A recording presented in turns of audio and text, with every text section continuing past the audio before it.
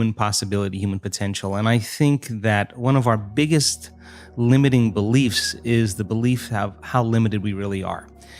And so my interest is to give people the science to begin to understand how powerful they really are.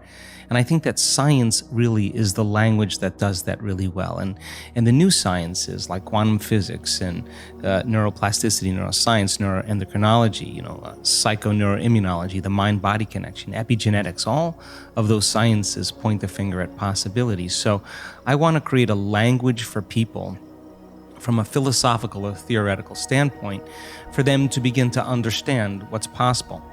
But then I want to be able to have those people begin to wire that information in their brain completely, because learning is making new connections, right, in the brain.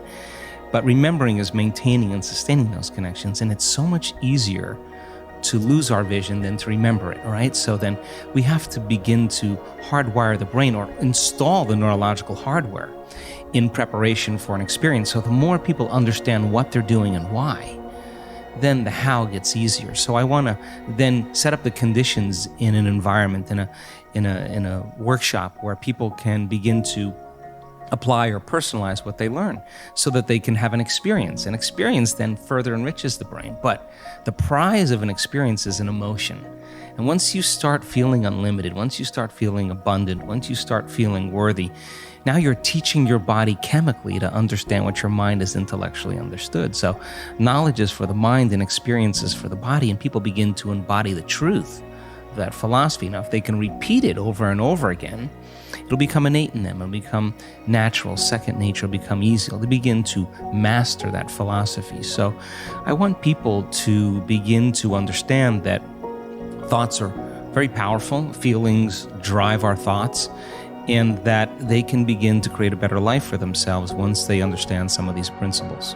Yeah, and we hear this a lot, and I've heard you say that we sign up to become victims of our own life. Explain what that means and how do we start shifting that away and what the alternative is. I think there's degrees of understanding this, Jay, because people use the word victim so much, and I don't really think we spend a lot of time really unraveling the idea. But if I said to you, Jay, how you doing today? And you said, well, I'm really upset because of this person or this circumstance or this condition in my life, then what we're saying, this is not conscious. This is an unconscious program. What we're saying is somebody out there is actually controlling the way I'm feeling and the way that I'm thinking. So if something out there is controlling your feelings and your thoughts, you're victim to whoever, whatever that is. Now, here's the challenge. The challenge is when things go really well, then you are feeling really good. But when things aren't going very well, then you're feeling pretty bad. So then the end result of that is that many people then become unconsciously reliant on something out there to change how they feel and hear.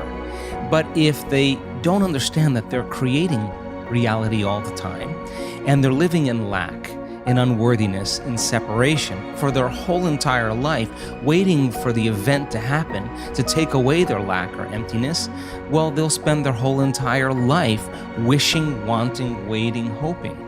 And so then that creates further separation from things changing. So then the idea then is to turn that battleship around. Is it possible then that the way you think and the way you feel can begin to produce effects in your outer world? Now, that isn't something that you swallow in one bite. It's a process of gaining knowledge. It's a process of practice. It's a process of experience. But once you start seeing those synchronicities, those coincidences, those opportunities that start to fall into place because you're experiencing change in your outer world, if you're doing the work, you're going to start paying attention to what you're doing inside of you that's producing the effect outside of you. And once you correlate the changes of what you're doing inside of you with the effect you produced outside of you, you're going to pay attention to what you did and you're going to do it again. And all of a sudden, you're going to start believing more that you're the creator of your life and less of the victim of your life. So if your thoughts and feelings somehow have an effect on your outer world, and you're reacting to the same people at the same place at the same time in the same circumstances, then you're actually reaffirming the same reality because you're thinking equal to everything that you know. So that in order to change that, we have to begin to be greater than our environment. And a being is how we think and feel. So when people begin to practice this, they're not so quick to give their power away to the person or condition in their life, because the stronger the emotion you feel from some problem or condition in your life, the more altered you feel inside of you, the more you pay attention to the cause. Well, where you place your attention is where you place your energy. So you're giving your life force, you're giving your energy away to that person or problem that you could be using to heal, that you could be using to create a new future. So then teaching people then how to self-regulate and find the present moment and settle their body down from those unconscious programs or those emotions that they're conditioned to. That's the work. And so then when you start lowering the volume to those emotions and you're doing the work and mastering yourself in some way, as you begin to change your emotional state, you're not going to be thinking about that person or problem, and you're going to begin to take your power back. And it literally begins to build a person's own electromagnetic field. Now, they have energy to heal. They have energy to create a new future.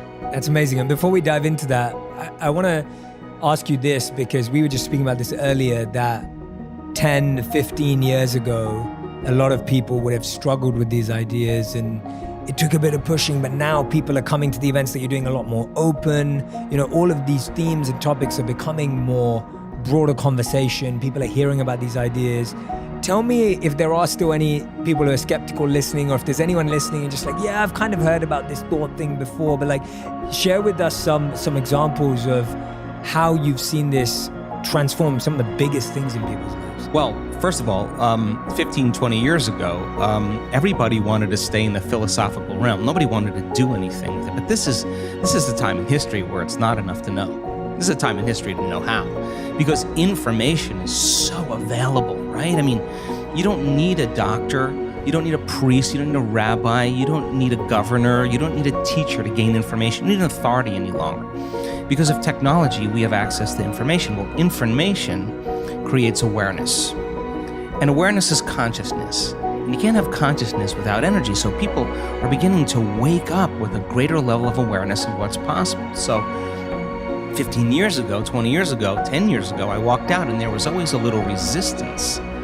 But now people are coming because they want to actually experience the truth of it. So that makes my job easier, because I can just walk out and just fire away, because people are prepared, they're informed, they're ready.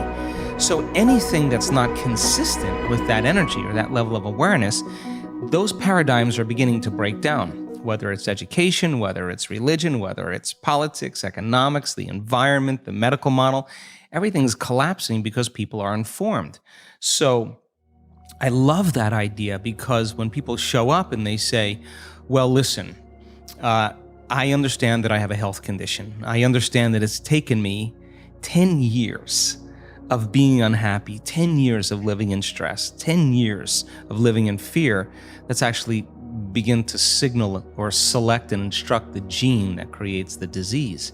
Well, it may take me some time then to unlearn that process, to break that conditioning process. So there's a practical understanding now. But something amazing has happened. I mean, we've spent over 10 years doing very advanced scientific studies.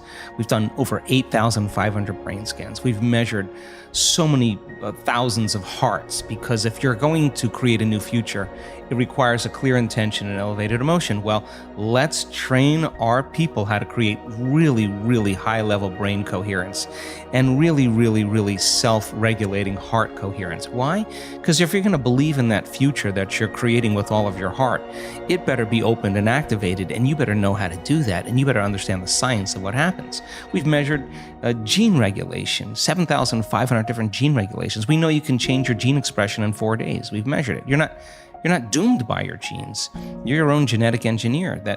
That you can lengthen your life. And we've seen telomeres actually lengthen 60 days of meditation. That you add days to your life. You're changing your genetic future. That you can strengthen your immune system by thought alone. That's the evidence from the scientific perspective. And people love the evidence because they start to see that's possible. You're not going to find that in a pharmaceutical commercial. You're not going to find that out there in the world. You got to really be hungry and look for it. So then that sets the stage for the person to come and want to have that experience. They may not be so quick to say, hey, I want to heal my body right away. They may say, I need to get my brain and heart coherent first. And I got to begin to put my effort into learning how to do this, like learning any skill.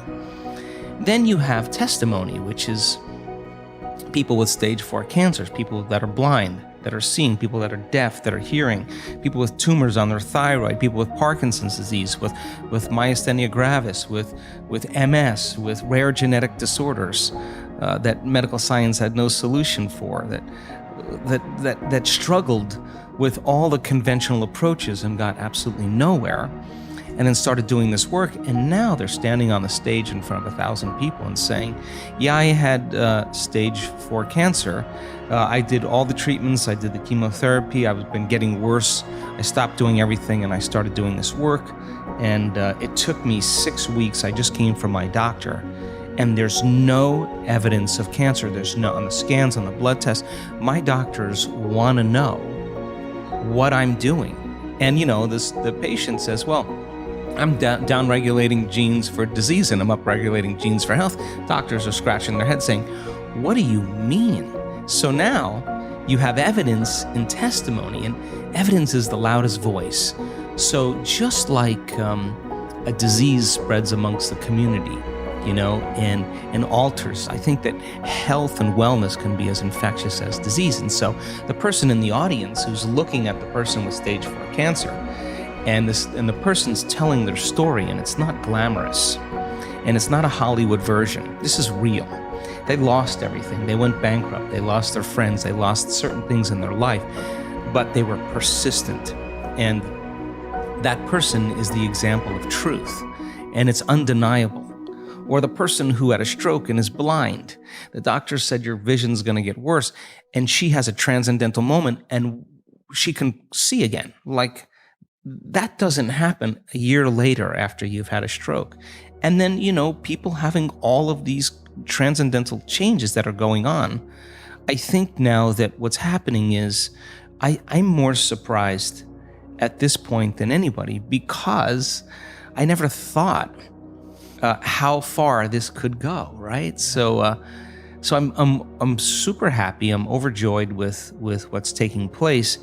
And I think we've kind of pierced that 4-minute mile. Like, once you break that veneer, right, in consciousness, then other people can do it. And I think there's strong footprints in consciousness in the quantum field. I think there's evidence in 3-dimensional reality. And